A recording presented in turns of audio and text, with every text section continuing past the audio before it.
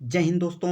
आप सभी का अपने चैनल K95 एग्जाम में स्वागत है। आज का टॉपिक एसएससी जीके जीएस की 8वीं सीरीज होगी जो बेहद इंपॉर्टेंट एग्जाम स्पेशल सीरीज होगी।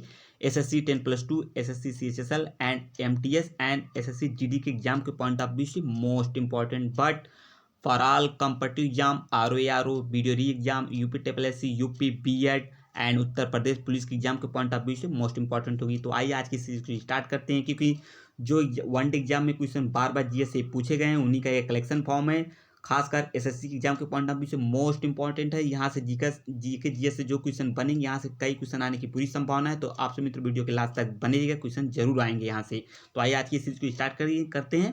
लगातार 7 सीरीज जा चुकी है, तो उसे भी देखते रहिए, इसे भी देखते रहिए। आइए स्टार्ट करते हैं आज की पहला क्वेश्चन जो बेहद इंपॉर्टेंट एग्जाम के पॉइंट ऑफ व्यू से। मानव द्वारा प्रयुक्त पहली धातु थी, कौन सी धातु थी? तो कापर। मोस्ट इंपॉर्टेंट है एसएससी एग्जाम के पॉइंट ऑफ व्यू से। आइए पहले क्वेश्चन की तरफ बढ़ते हैं। अगला क्वेश्चन है पद आरएच कारक का अर्थ है। मोस्ट इंपॉर्टेंट है, या बायोलॉजी का या कह सकते हैं साइंस का क्वेश्चन बेहद इंपॉर्टेंट है।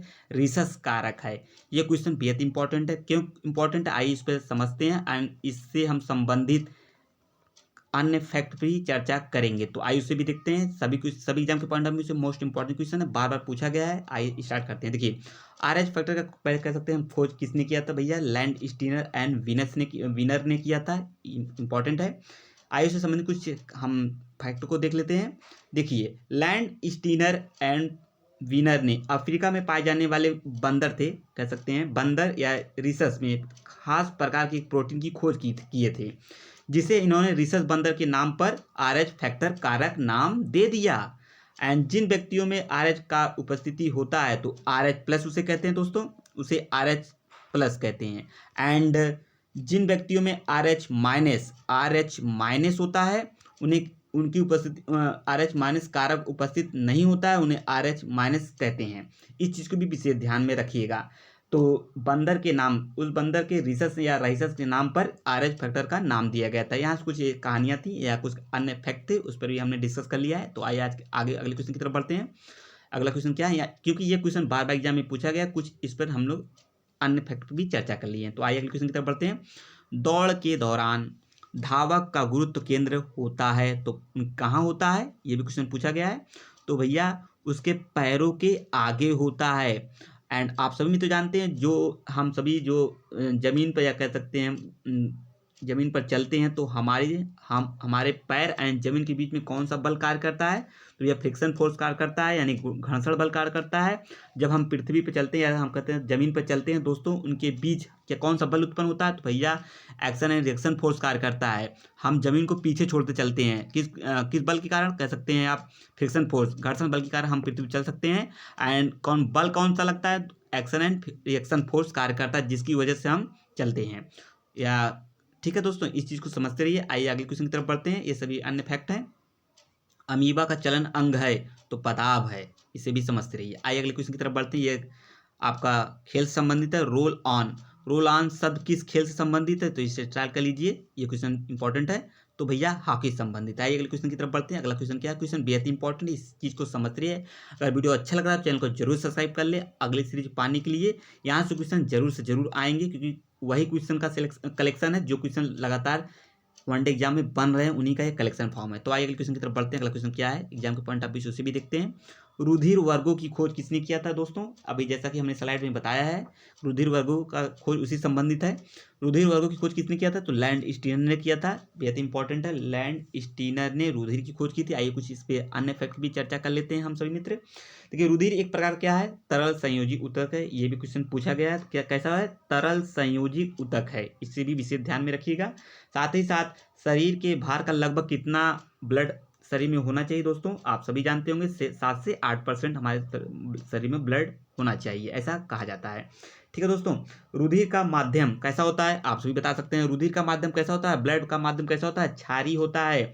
इसी से एक क्वेश्चन बनता है एग्जाम में, सभी जानते होंगे। क्वेश्चन बेहद ही इंपॉर्टेंट एंड चर्चित क्वेश्चन है कि ब्लड का पीएच मान कितना होता है? तो ब्लड का पीएच मान कितना होता है? कमेंट बॉक्स में बता सकते हैं जिस मित्र को इसका आंसर पता हो।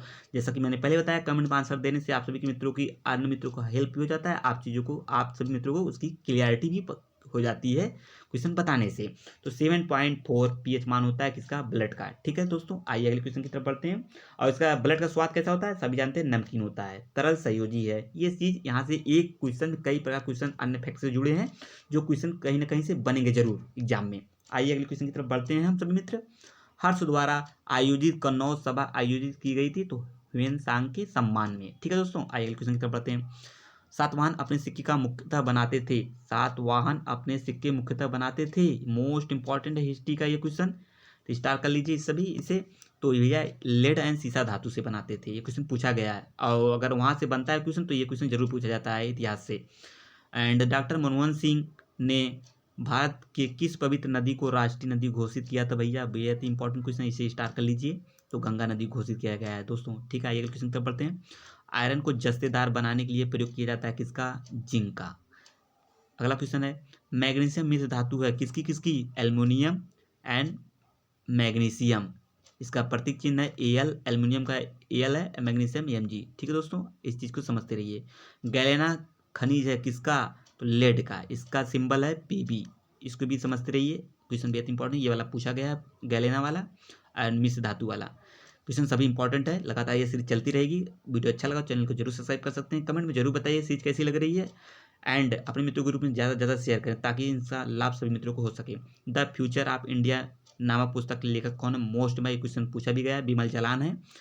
हाँ, मेरे इस सीरीज में जो लगातार सीरीज चल रही है वनडे के एसएससी के एग्जाम के पॉइंट ऑफ व्यू से, इसमें 1 से 2 क्वेश्चन जरूर हैं बुक से, और जैसा कि एग्जाम में सभी जानते हैं बुक से एक क्वेश्चन जरूर बनते हैं। द फ्यूचर ऑफ इंडिया नामक बुक कौन लिखा है, तो दोस्तों लिखा है बिमल जालान ने। आइए अगले क्वेश्चन की तरफ बढ़ते हैं। अगला क्वेश्चन देखते हैं, अगला क्वेश्चन क्या है।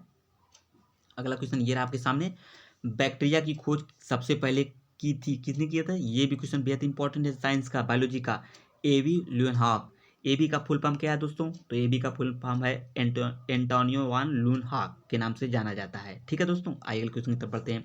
1988 में ईस्वी में शांति के लिए नोबेल पुरस्कार किसे दिया गया था, तो संयुक्त राष्ट्र की शांति सेना को। ठीक है, कौन से देश या राष्ट्रों की तीसरी दुनिया कहते हैं, ये क्वेश्चन बेहद इंपॉर्टेंट है इकोनॉमिक का। विकासशील देशों को तीसरी दुनिया के प्राणी कहा जाता है, इस चीज को समझते रहिए। कह सकते हैं कौन से देशों या राष्ट्रों को तीसरी दुनिया कहते हैं, विकासशील। ठीक है, जो विकास के पथ पर चल रहे हैं। ठीक है, और विकसित आप सभी जानते हैं जो पहले से विकसित हो चुके हैं। ठीक है, सर्वप्रथम इंग्लैंड में क्रिकेट खेल कब खेला गया था, तो 1873 में। सन इंपॉर्टेंट है एग्जाम के पॉइंट ऑफ व्यू से। सर्वप्रथम कब खेला गया था, तो भैया 1873 में खेला गया था। यदि किसी व्यक्ति को किसी प्रदेश की लॉटरी मिल जाए तो उसे कौन से कर देने होंगे, तो आयकर देने होंगे, आप सभी जानते होंगे। इकोनॉमिक्स का क्वेश्चन ये भी है। द टाउ ऑफ फिजिक्स नामक पुस्तक 2 बुक हो गई इस सीरीज में, इंपॉर्टेंट है कि नहीं, सीरीज में बेहद इंपॉर्टेंट है। Fritjof Capra the Tao of physics नामक पुस्तक के लेखक हैं। विश्व साक्षरता दिवस, यहाँ से देखिए समझ रही सीरीज में जो सीरीज लगातार चल रही है वनडे एग्जाम के पॉइंट ऑफ व्यू से, खासकर एसएससी के एग्जाम के पॉइंट ऑफ व्यू से, तो दोस्तों इसमें सभी जानते रहिए जो सीरीज लगातार चल रही है इसमें बुक से संबंधित, दिवस से संबंधित क्वेश्चन सभी समाहित हैं। आप सभी तो वीडियो के लास्ट तक बने, क्वेश्चन बेहद इंपॉर्टेंट चल रही है सीरीज। एंड विश्व साक्षरता दिवस कब मनाया जाता है किस तिथि को, तो 8 सितंबर को मनाया जाता है। ये लास्ट क्वेश्चन था जो बेहद इंपॉर्टेंट था। अगर वीडियो आप मित्रों को अच्छा लग रहा हो तो चैनल को जरूर सब्सक्राइब कर सकते हैं। नेक्स्ट वीडियो पाने के लिए लाइक करिए जरूर दोस्तों, शेयर करना ना भूलें अपने मित्रों ग्रुप में, कमेंट कर जरूर बताइए आज की सीरीज कैसी रही। एंड अगर कुछ संशोधन चाहते हैं उस पर भी आप कमेंट कर बता सकते हैं, एंड सब्सक्राइब जरूर कर लीजिए। Thanks for watching video. अब मिलेंगे नेक्स्ट वीडियो में, तब तक के लिए आप सभी को बहुत बहुत धन्यवाद। थैंक यू, जय हिंद, जय भारत।